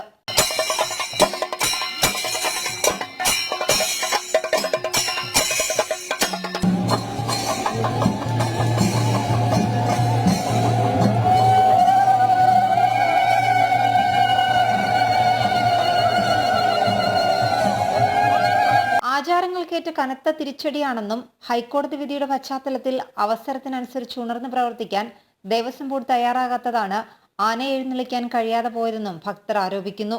ചരിത്രത്തിൽ ആദ്യമായിട്ടാണ് ചെങ്ങന്നൂർ മഹാക്ഷേത്രത്തിലെ തൃപ്പൂത്താറാട്ട് ആനയെ അനുവദിക്കാതെ എഴുന്നള്ളിക്കേണ്ടി വരുന്നത്. ഇത് വേദനാജനകമാണ്. ഭക്തജനങ്ങളെ സംബന്ധിച്ചിടത്തോളം വലിയ വേദന ഉണ്ടാക്കിയിട്ടുള്ള ഒരു സംഭവമാണ്. യഥാർത്ഥത്തിൽ ഗവൺമെൻറ് കോടതി വിധിയുടെ മറവിൽ ഇത്തരം ആചാരങ്ങളെ കാലങ്ങളായി നമ്മുടെ നാട്ടിൽ നടത്തിക്കൊണ്ടിരിക്കുന്ന ആചാരങ്ങളെ അനുഷ്ഠാനങ്ങളെ ഇല്ലാതാക്കാനുള്ള പരിശ്രമമാണ് നടത്തിക്കൊണ്ടിരിക്കുന്നത്. വളരെ വളരെ വേദന ഉണ്ടാക്കുന്ന പ്രതിഷേധാർഹമായിട്ടുള്ള നിലപാടാണ് ദേവസ്വം ബോർഡും ഗവൺമെൻറ്റും സ്വീകരിക്കുന്നത്. ഇത് തുടർന്നു പോയാൽ ശക്തമായ പ്രതിഷേധം ഭക്തജനങ്ങളുടെ ഭാഗത്തുനിന്ന് ശക്തമായ പ്രതിഷേധമുണ്ടാവും. ചെങ്ങന്നൂർ മഹാദേവ ക്ഷേത്രത്തിലെ തൃപ്പൂത്താറാട്ടിനോടനുബന്ധിച്ച് നടക്കുന്ന എഴുന്നള്ളത്തിൽ ആനയെ ഒഴിവാക്കേണ്ടി വന്നത് ദൗർഭാഗ്യകരമാണെന്നും ഹൈക്കോടതി വിധി പ്രകാരം നിയമങ്ങൾ പാലിച്ച് ക്ഷേത്രത്തിൽ ആനയെ എഴുന്നള്ളിക്കാൻ ദേവസ്വം ബോർഡ് ശ്രമിക്കണമെന്നും ഭക്തജനങ്ങളുടെ കൂട്ടായ്മയായ ശബരീശ്വര സേവാ സമിതിയും ആവശ്യപ്പെട്ടു. ആന എഴുന്നള്ളത്ത് സംബന്ധിച്ച ഹൈക്കോടതി വിധി ക്ഷേത്രത്തിലെ ഉത്സവത്തെ സാരമായി ബാധിക്കുമെന്നതിനാൽ നിയമ നടപടികളുമായി ദേവസ്വം ബോർഡ് മുന്നോട്ടു പോകണമെന്നാണ് ഭക്തജനങ്ങളുടെ ആവശ്യം. ജനം, ആലപ്പുഴ. ശരണമെൻ്റെയ്യപ്പ. ശരണമെൻ്റെയ്യപ്പ. പവർഡ് ബൈ അഴകുള്ള മുടിക്ക് വേണം total care from AVA Kottakkal Ayurveda. ശരിയായ ആയുർവേദം, ശരിയായ ഫലപ്രാപ്തി. കോ പവർഡ് ബൈ ഇനി എന്നും നിങ്ങളുടെ പ്രഭാത ഭക്ഷണം BKD സ്റ്റീം പുട്ടുപൊടി, rich and soft. Bharat Lajna multi state housing cooperative society limited, Kerala, Tamil Nadu and Pondicherry. Gold, diamond, gems. ആതുര സേവന രംഗത്ത് സമർപ്പിത സേവനത്തിന്റെ 50 വർഷങ്ങൾ. ഭാരത് ഹോസ് in association with Makarajyothi group of companies, Pune, Maharashtra. ഇനി നമ്മുടെ വീട്ടിൽ ഉദയഭാരത് കലണ്ടർ തന്നെ.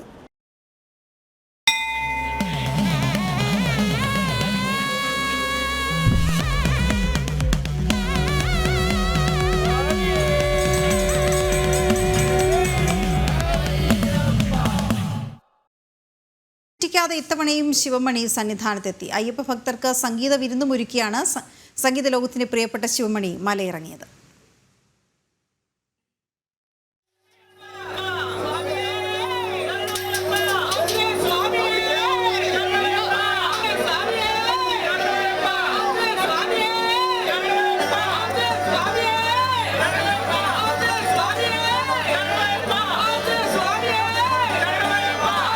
പതിവ് തെറ്റാതെ 32ാമത്തെ തവണയാണ് ശിവമണി ദർശനത്തിനെത്തുന്നത്. സന്നിധിയിലെത്തുമ്പോഴെല്ലാം അയ്യന് സംഗീതാർച്ചനയും അർപ്പിക്കും.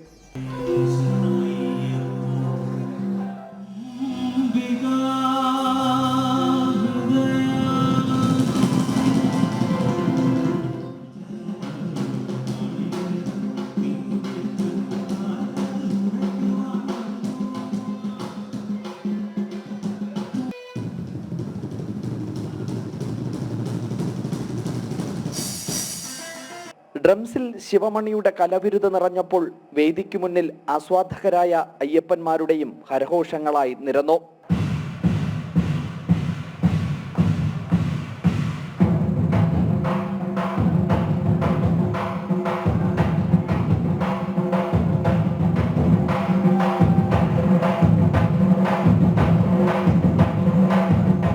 പിറന്നാൾ ദിനമായ ഡിസംബർ 1 എല്ലാ വർഷവും ശിവമണി ദർശനത്തിന് എത്താറുള്ളത്. വിദേശത്ത് ആയതിനാൽ ഇത്തവണ അതിനു കഴിഞ്ഞില്ല. 9 years we are playing 9 years. We continue every year. We'll come and play because I already said Sabarimala is my very secret place. Swami has done miracle in my life. So many miracles I faced. Still is doing the good.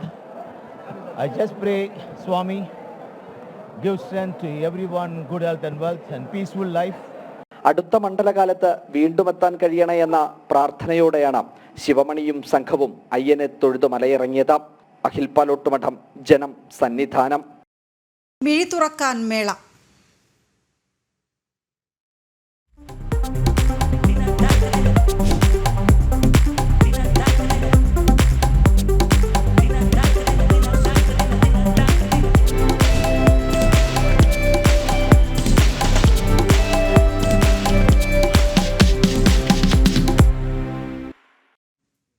സിനിമയുടെ ഉള്ളറിഞ്ഞ കേരള രാജ്യാന്തര ചലച്ചിത്രമേളയ്ക്ക് ഇന്ന് തലസ്ഥാനത്ത് തുടക്കമാകും. മുഖ്യമന്ത്രി പിണറായി വിജയൻ മേളയുടെ 29ാം പതിപ്പ് ഉദ്ഘാടനം ചെയ്യും. ഉദ്ഘാടന ചിത്രമായ ഐ ആം സ്റ്റിൽ ഹിയർ പ്രദർശിപ്പിക്കും. ഹോങ്കോങ്ങിൽ നിന്നുള്ള സംവിധായിക ആൻ ഹുയിക്ക് ലൈഫ് ടൈം അച്ചീവ്മെന്റ് പുരസ്കാരം മുഖ്യമന്ത്രി സമ്മാനിക്കും.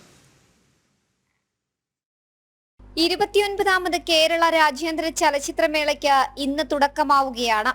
സിനിമയും സംവാദങ്ങളും ഒത്തൊരുമയുടെയും ഉത്സവത്തിന് വൈകിട്ട് 6-ന് തിരുവനന്തപുരം നിശാഗന്ധി ഓഡിറ്റോറിയത്തിൽ മുഖ്യമന്ത്രി പിണറായി വിജയൻ തിരിതെളിയിക്കും.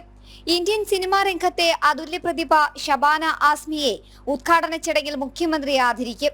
അഭിനയ രംഗത്ത് 50 വർഷം തികയ്ക്കുന്ന വേളയിലാണ് ഷബാന ആസ്മിക്ക് IFFKയുടെ ആദരം. ഹോങ്കോങ്ങിൽ നിന്നുള്ള സംവിധായിക ആൻഹുയിക്ക് മുഖ്യമന്ത്രി ലൈഫ് ടൈം അച്ചീവ്മെന്റ് പുരസ്കാരം ഉദ്ഘാടന ചടങ്ങിൽ സമ്മാനിക്കും. 10 ലക്ഷം രൂപയും ശില്പവും അടങ്ങുന്നതാണ് അവാർഡ്. സാംസ്കാരിക വകുപ്പ് മന്ത്രി സജി ചെറിയാൻ ചടങ്ങിൽ അധ്യക്ഷത വഹിക്കും. തുടർന്ന് ഉദ്ഘാടന ചിത്രമായ ഐ ആം സ്റ്റിൽ ഹിയർ പ്രദർശിപ്പിക്കും. ഉദ്ഘാടന ചടങ്ങിന് മുന്നോടിയായി കേരള കലാമണ്ഡലം അവതരിപ്പിക്കുന്ന നൃത്ത പരിപാടിയും അരങ്ങേറും. ഇന്നു മുതൽ 20 വരെ 15 തിയേറ്ററുകളിലായി നടക്കുന്ന മേളയിൽ 68 രാജ്യങ്ങളിൽ നിന്നുള്ള 177 സിനിമകൾ പ്രദർശിപ്പിക്കും. അന്താരാഷ്ട്ര മത്സര വിഭാഗത്തിൽ 14 സിനിമകളും മലയാള സിനിമ ടുഡേ വിഭാഗത്തിൽ 12 ചിത്രങ്ങളും ഇന്ത്യൻ സിനിമ നൗ വിഭാഗത്തിൽ 7 ചിത്രങ്ങളും പ്രദർശനത്തിനെത്തും. ലോക സിനിമാ വിഭാഗത്തിൽ 63 സിനിമകൾ ഉൾപ്പെടുത്തിയിട്ടുണ്ട്. അന്താരാഷ്ട്ര മേളയിൽ പ്രേക്ഷക പ്രീതി നേടിയ 13 ചിത്രങ്ങളടങ്ങിയ ഫെസ്റ്റിവൽ ഫേവറേറ്റ്സ് മറ്റൊരു ആകർഷണമായിരിക്കും. അർമേനിയൻ സിനിമാ ശതാബ്ദിയുടെ ഭാഗമായി 7 ചിത്രങ്ങൾ കൺട്രി ഫോക്കസ് വിഭാഗത്തിലും പ്രദർശിപ്പിക്കുന്നുണ്ട്. 29ാമത് രാജ്യാന്തര ചലച്ചിത്രമേളയ്ക്ക് ഇന്ന് തിരിതെളിയുകയാണ്. അനന്തപുരിക്ക് ഇനി 7 ദിവസങ്ങൾ കലയുടെയും സംവാദങ്ങളുടെയും സിനിമയുടെയും സംഗമവേദി. ക്യാമറാമാൻ രാഹുലിനൊപ്പം എസ് ശാലിനി, ജനം, തിരുവനന്തപുരം. പോലീസ് ഉദ്യോഗസ്ഥരുടെ ഫോൺ ചോർത്തിയെന്ന PV അൻവറിന്റെ വെളിപ്പെടുത്തലിൽ കേന്ദ്ര സംസ്ഥാന സർക്കാരുകൾക്ക് ഹൈക്കോടതിയുടെ നോട്ടീസ്. CBI അന്വേഷണം ആവശ്യപ്പെട്ടുള്ള കൊല്ലം സ്വദേശിയുടെ ഹർജിയിലാണ് നോട്ടീസ്. സർക്കാരുകൾക്ക് പുറമെ CBIക്കും EDക്കും കോടതി നോട്ടീസ് അയച്ചു. പാലക്കാട് നിർത്തിയിട്ട വാഹനം കുട്ടികൾ സ്റ്റാർട്ട് ചെയ്തതിനെ തുടർന്ന് മുന്നോട്ട് പോയി അപകടം. ഈസ്റ്റ് ഒറ്റപ്പാലത്താണ് സംഭവം. കടയിലെത്തിയ ആളുടെ ഒപ്പം വന്ന കുട്ടികൾ അറിയാതെ കാർ സ്റ്റാർട്ട് ചെയ്യുകയായിരുന്നു. ഓണായ കാറ് റോഡിന് എതിർഭാഗത്തുള്ള കടയുടെ മതിലിൽ ഇടിച്ചു നിന്നു. തലനാരിഴയ്ക്കാണ് ആപത്ത് ഒഴിവായത്. എതിർവശത്തു നിന്ന് വാഹനങ്ങൾ വരാത്തതും നടപ്പാതയിൽ ആളുകൾ ഇല്ലാതിരുന്നതും രക്ഷയായി.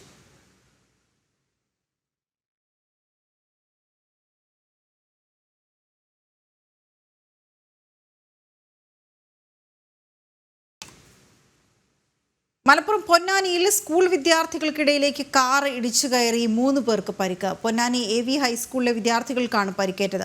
വിദ്യാർത്ഥികൾ പൊന്നാനി താലൂക്ക് ആശുപത്രിയിൽ പ്രവേശിപ്പിച്ചു. ശിവദാസ് കന്മനം വിവരങ്ങൾ നൽകും. മലപ്പുറം പൊന്നാനിയിലാണ് ഈ സംഭവം ഉണ്ടായിരിക്കുന്നത്. സ്കൂൾ വിദ്യാർത്ഥികൾക്കിടയിലേക്ക് കാർ ഇടിച്ചു കയറി എന്ന വിവരം, 3 പേർക്ക് പരിക്കേറ്റു എന്നുള്ളതാണ് ഇപ്പോൾ അറിയാൻ കഴിയുന്നത്. ശിവദാസ്, മലപ്പുറത്താണ് ഈ സംഭവം. ഒരു അപകടത്തിന്റെ കണ്ണീർ തോർന്നിട്ടില്ല. ഇവിടെ എന്താണ് സംഭവിച്ചത്?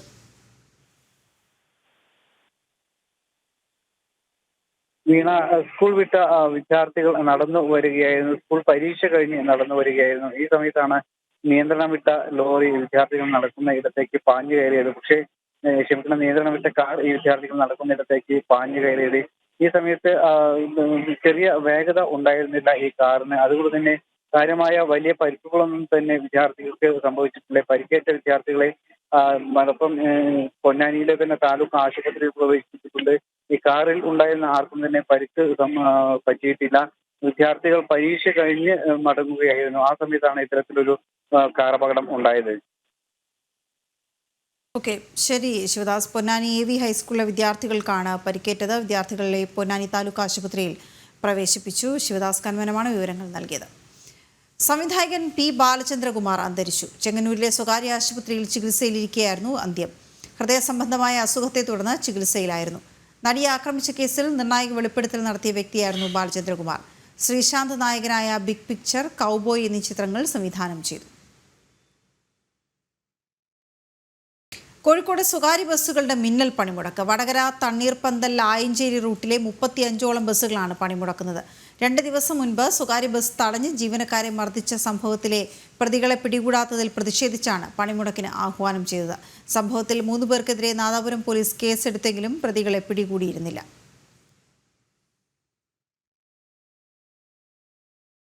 തമിഴ്നാട്ടിൽ അപകടത്തിൽ മരിച്ച പത്തനംതിട്ട ഇരവിപേരൂർ സ്വദേശികളുടെ വിയോഗത്തിൽ കണ്ണീരണിഞ്ഞ നാട്. 2 മാസം പ്രായമുള്ള കുട്ടിയടക്കം ഒരു കുടുംബത്തിലെ 3 പേരാണ് കോയമ്പത്തൂർ മധുക്കരയിലുണ്ടായ അപകടത്തിൽ മരിച്ചത്. ഇരവിപേരൂർ സ്വദേശികളായ ജേക്കബ്, ഭാര്യ ഷീബ, 2 മാസം പ്രായമുള്ള കൊച്ചുമകൻ ആരോൺ എന്നിവരാണ് മരിച്ചത്. ഗുരുതര പരിക്കേറ്റ ആരോണിന്റെ അമ്മ അലീന കോയമ്പത്തൂരിലെ സ്വകാര്യ ആശുപത്രിയിൽ ചികിത്സയിലാണ്. BSc നഴ്സിംഗ് അവസാന വർഷ വിദ്യാർത്ഥിനിയായ അലീനയുടെ പരീക്ഷയ്ക്കായി ഇന്ന് പുലർച്ചെ 4 മണിയോടെയാണ് ജേക്കബും കുടുംബവും ബംഗളൂരുവിലേക്ക് ഇരവിപേരൂരിലെ വീട്ടിൽ നിന്നും തിരിച്ചത്. 11 മണിയോടെ കോയമ്പത്തൂർ മധുകരയിൽ വെച്ച് ഇവർ സഞ്ചരിച്ച കാർ ലോറിയുമായി കൂട്ടിയിടിച്ച് അപകടമുണ്ടായി. മരിച്ച 3 പേരുടെയും മൃതദേഹം കോയമ്പത്തൂർ മെഡിക്കൽ കോളേജ് ആശുപത്രിയിലാണ് സൂക്ഷിച്ചിരിക്കുന്നത്. ഇരവിപേരൂരിൽ നിന്നും ജേക്കബിന്റെ ബന്ധുക്കൾ കോയമ്പത്തൂരിലേക്ക് തിരിച്ചിട്ടുണ്ട്. അപ്രതീക്ഷിത അപകട വാർത്തയുടെ ഞെട്ടലിലാണ് നാട്. അപ്പോൾ അവരുടെ മോക്ക് ഒരു എക്സാം ഉണ്ടെന്ന് അവർ നേഴ്സിങ്ങിൻ്റെ, അതിനുവേണ്ടി ബാംഗ്ലൂരിലേക്ക് ഇവരിന്ന് രാവിലെ ഒരു 4:30 ലാലും അവിടെ ലാലും ഷീബയും മോടെ കുഞ്ഞ് ഇവർ 4 പേരാണ് അവിടെ നിന്ന് പോയി കോയമ്പത്തൂരിന് ഇപ്പുറത്ത് വെച്ച് ഒരു 10:30 ആയപ്പം 11 മണിക്ക് മുമ്പായിട്ട് ഞങ്ങൾ അറിഞ്ഞിങ്ങനെ ആക്സിഡൻ്റ് ഉണ്ടായിട്ട് തിരുവല്ല പോലീസിനെ ഞങ്ങളൊരാൾ വിളിച്ചിങ്ങനെ പറയുമായിരുന്നു. അപ്പം അത് കൺഫേം ആക്കിയപ്പോൾ ഇവർ തന്നെയാണെന്ന് പറഞ്ഞു. അതിനുശേഷം 3 പേര് മരിച്ചതായിട്ട് ഞങ്ങളോട് പറഞ്ഞു. ലാലും വൈഫും കുഞ്ഞും മരിച്ചതായിട്ടാണ് ഞങ്ങളോട് വിവരം പറഞ്ഞത്. അതിനുശേഷം മോടെ ശാലം ക്രിട്ടിക്കൽ കേസാണെന്ന് ഞാനൊരു 10 മിനിറ്റ് മുമ്പേ കോയമ്പത്തൂർ സർക്കിളിനെ വിളിച്ചപ്പോൾ എന്നോട് പറഞ്ഞു ഒരു ക്രിട്ടിക്കൽ സ്റ്റേജ് കിടക്കുകയാണ് മോളെ, ഒന്നും പറയാൻ പറ്റത്തില്ലെന്ന് പറഞ്ഞു. വിദേശത്തായിരുന്ന ജേക്കബ് 2 വർഷം മുൻപാണ് നാട്ടിലേക്ക് എത്തിയത്. പോസ്റ്റ്മോർട്ടം നടപടിക്രമങ്ങൾ പൂർത്തിയാക്കി ബന്ധുക്കൾ മൃതദേഹം ഏറ്റുവാങ്ങി നാട്ടിലെത്തിക്കും. ജനം, പത്തനംതിട്ട. കൊച്ചി കായലിലേക്ക് ചാടിയ പെൺകുട്ടിയെ സാഹസികമായി രക്ഷപ്പെടുത്തി പിങ്ക് പോലീസ്. ഗോശ്രീ പാലത്തിൽ നിന്നും ചാടിയ 15-കാരിയെ മുങ്ങിത്താഴ്ന്ന ചെളിയിലേക്ക് ഇറങ്ങിയാണ് പോലീസ് ഉദ്യോഗസ്ഥർ രക്ഷപ്പെടുത്തിയത്. പരിക്കുകളോടെ രക്ഷപ്പെട്ട പെൺകുട്ടി എറണാകുളം ജനറൽ ആശുപത്രിയിൽ ചികിത്സയിലാണ്. ഇന്നലെ ഉച്ചയ്ക്ക് 2 മണിയോടെ 15-കാരിയെ കാണാനില്ലെന്ന വിവരം കൺട്രോൾ റൂമിൽ നിന്നും ലഭിച്ചതോടെയാണ് പിങ്ക് പോലീസ് സംഘങ്ങൾ തിരച്ചിൽ ആരംഭിച്ചത്. പെൺകുട്ടി പോകാൻ സാധ്യതയുള്ള റെയിൽവേ സ്റ്റേഷൻ പരിസരത്തും ബസ് സ്റ്റാൻഡിലും അന്വേഷിച്ച് ഒടുവിൽ ഗോശ്രീ പാലത്തിലേക്ക് എത്തുമ്പോഴാണ് പാലത്തിൽ പെൺകുട്ടിയെ കണ്ടെത്തിയത്. സംശയം തോന്നിയതോടെ പോലീസ് ജീപ്പ് മാറ്റി നിർത്തി. ഇതിനിടെ പെൺകുട്ടി പാലത്തിൽ നിന്നും ചാടുകയായിരുന്നു. ബാക്കിയുള്ള അന്വേഷണ സമയത്ത് ആ കുട്ടി അവിടെ കണ്ടതായിട്ട് അവിടെയുള്ള ആൾക്കാർ ഞങ്ങൾക്ക് ഇൻഫർമേഷൻ തന്നായിരുന്നു. അതിനുശേഷം ഞങ്ങൾ ചാത്തിയാത്ത് ഭാഗത്തേക്ക് പോകുന്ന സമയത്ത് ഒരു കുട്ടി ഗോശ്രീ പാലത്തിലോട്ട് കയറി പോകുന്നത് കണ്ടു. അപ്പോൾ തന്നെ പറഞ്ഞ ഡ്രസ്സിങ് അല്ലായിരുന്നു, വേറെ ഡ്രസ്സായിരുന്നു. എന്നാലും ഏകദേശം ഞങ്ങൾക്ക് ആ കുട്ടിയെ പോലെ തോന്നിയായിരുന്നു. അങ്ങനെ ഞങ്ങൾ പെട്ടെന്ന് യൂട്ടേൺ എടുത്തപ്പോൾ ഈ കുട്ടി പാലത്തിലേക്ക് ഓടി കയറുകയായിരുന്നു. അപ്പോൾ ഞങ്ങൾക്ക് എന്തൊരു പന്തികേട് തോന്നി. ഞങ്ങൾ വേഗം തന്നെ വണ്ടി കയറ്റി നിർത്തി. ഈ കുട്ടി നിൽക്കണതിനും മുന്നോട്ട് കയറ്റി നിർത്തി കഴിഞ്ഞ് കുട്ടിയെ മുന്നോട്ട് വിടാൻ വെച്ച് തടയാന്ന് പറഞ്ഞാൽ കുട്ടി ഓടണത് വേഗത കുറച്ചു. അപ്പോഴത്തേക്കും ഈ കുട്ടി ഗോശ്രീ പാലത്തിൽ നിന്ന് താഴേക്ക് ചാടുകയായിരുന്നു. ഞാൻ പിടിച്ചു കാലയിൽ, പക്ഷെ കിട്ടിയില്ല. പക്ഷേ ഞങ്ങൾ ആ മുന്നോട്ട് വിടാത്തതിന്റെ ഭാഗമായിട്ട് ഈ കുട്ടി ഭാഗ്യത്തിന് ചെളിയിലാണ് വീണത്. വെള്ളം കുറവായതിനാൽ പെൺകുട്ടി ചെളിയിൽ മുങ്ങിപ്പോയി. ഉടനെ പിങ്ക് പോലീസ് സംഘങ്ങളും വെള്ളത്തിലിറങ്ങി. പിന്നാലെ വന്ന എറണാകുളം സെൻട്രൽ പോലീസ് സ്റ്റേഷനിലെ പെട്രോളിംഗ് സംഘം കൂടി സഹായിച്ചതിനാലാണ് പെൺകുട്ടിയെ രക്ഷിക്കാൻ സാധിച്ചത്. ചെളിയിൽ നിന്നും കരക്കെത്തിച്ചപ്പോഴേക്കും പെൺകുട്ടിയുടെ ബോധം മറഞ്ഞിരുന്നു. ആശുപത്രിയിലെത്തിച്ച കുട്ടിയുടെ നില തൃപ്തികരമാണ്. ഞങ്ങൾ വന്നപ്പോഴേ കുട്ടിക്ക് ഇത്തിരി ഓർമ്മ സംസാരിക്കുന്നില്ലായിരുന്നു. അപ്പം ഞങ്ങളാകെ ഇതായിരുന്നു. അപ്പം ഡോക്ടർ പറഞ്ഞു പ്രോബ്ലംസ് ഒന്നുമില്ല, സംസാരിക്കുന്നുണ്ട്. പിങ്ക് പോലീസിന്റെ സംയോജിതമായ ഇടപെടലിനെ തുടർന്നാണ് പെൺകുട്ടിയെ രക്ഷിക്കാനായത്. വെള്ളത്തിലിറങ്ങിയ പോലീസ് ഉദ്യോഗസ്ഥരും ചെളിയിൽ താഴ്ന്നിരുന്നു. എറണാകുളം PPV2-ലെ അംഗങ്ങളായ ഹേമചന്ദ്ര, ജിജമോൾ, ഷീജ എന്നിവരുടെ നേതൃത്വത്തിലായിരുന്നു രക്ഷാപ്രവർത്തനം. ക്യാമറമാൻ വിപിനാലുവയ്ക്കൊപ്പം കിരൺകുമാർ, ജനം, കൊച്ചി. 95-ാം പിറന്നാൾ ആഘോഷിക്കുന്ന മലയാളത്തിന്റെ പ്രിയ കഥാകാരൻ T. പത്മനാഭന് സാംസ്കാരിക കേരളത്തിന്റെ ആദരം. ഗോവ ഗവർണർ PS ശ്രീധരൻപിള്ള കണ്ണൂരിലെ അദ്ദേഹത്തിന്റെ വസതിയിലെത്തി പിറന്നാൾ ആശംസകൾ നേർന്നു. കഥയും ജീവിതവും വേറിട്ടു കാണാത്ത മലയാളത്തിന്റെ പ്രിയ കഥാകാരൻ T. പത്മനാഭൻ ഇന്ന് 95-ന്റെ നിറവിൽ. ഈ പ്രായത്തിലും എഴുത്തിലും നിലപാടിലും മാറ്റമില്ലാതെ തുടരുകയാണ് അദ്ദേഹം. പിറന്നാൾ ദിനത്തിൽ സാംസ്കാരിക ലോകം അദ്ദേഹത്തിന് ആദരമർപ്പിക്കുകയാണ്. ഗോവ ഗവർണർ PS ശ്രീധരൻപിള്ള പുലർച്ചെ വീട്ടിലെത്തി അദ്ദേഹത്തിന് പിറന്നാൾ ആശംസകൾ നേർന്നു. ഏറെ നേരം കുശലം പറഞ്ഞ ശേഷമാണ് അദ്ദേഹം മടങ്ങിയത്.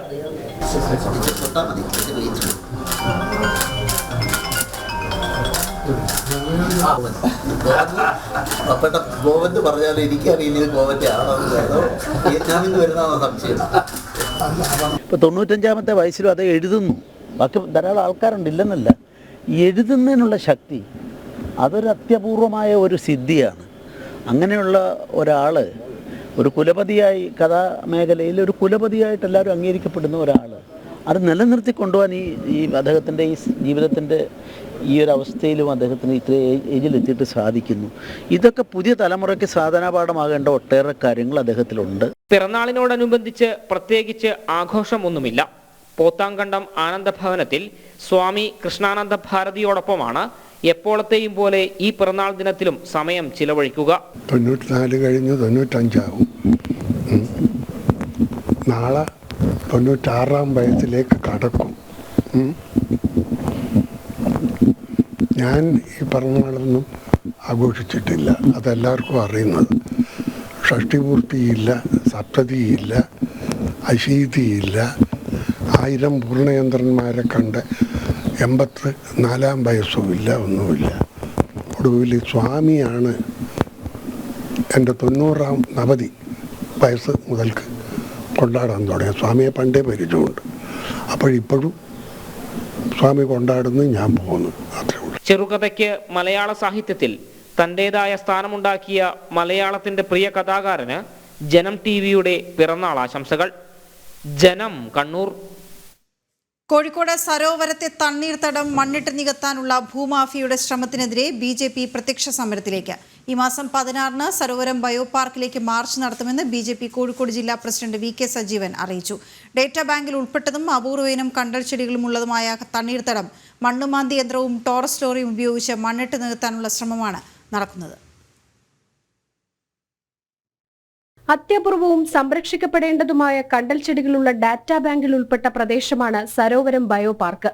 ഈ പ്രദേശത്തെ 25 സെന്റ് തണ്ണീർത്തടമാണ് മണ്ണിട്ട് നികത്തിയത്. ഇതിനെതിരെയാണ് BJP പ്രത്യക്ഷ സമരത്തിലേക്ക് കടക്കുന്നത്. ഈ മാസം 16-ന് സരോവരം ബയോ പാർക്കിലേക്ക് മാർച്ച് നടത്തും.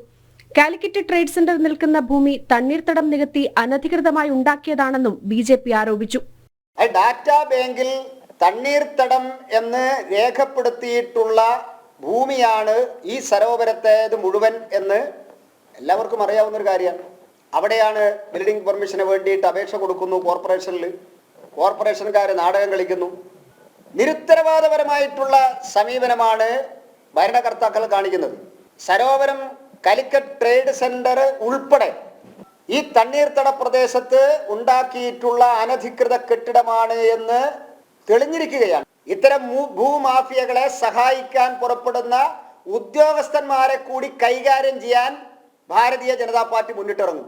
ദിവസങ്ങൾക്ക് മുൻപ് കോട്ടൂളി തണ്ണീർത്തടത്തിന്റെ ഭാഗമായ വാഴത്തുരുത്തിയിൽ കണ്ടലുകൾ വെട്ടിമാറ്റി മണ്ണുമാന്തി യന്ത്രം ഉപയോഗിച്ച് റോഡുണ്ടാക്കാനുള്ള ശ്രമം നാട്ടുകാർ ഇടപെട്ട് തടഞ്ഞിരുന്നു. എന്നാൽ ദിവസങ്ങൾ കഴിഞ്ഞിട്ടും പ്രദേശത്ത് നിന്ന് മണ്ണുമാന്തി യന്ത്രം ബന്ധപ്പെട്ട ഉദ്യോഗസ്ഥർക്ക് മാറ്റാൻ കഴിഞ്ഞിട്ടില്ല. ജനം, കോഴിക്കോട്.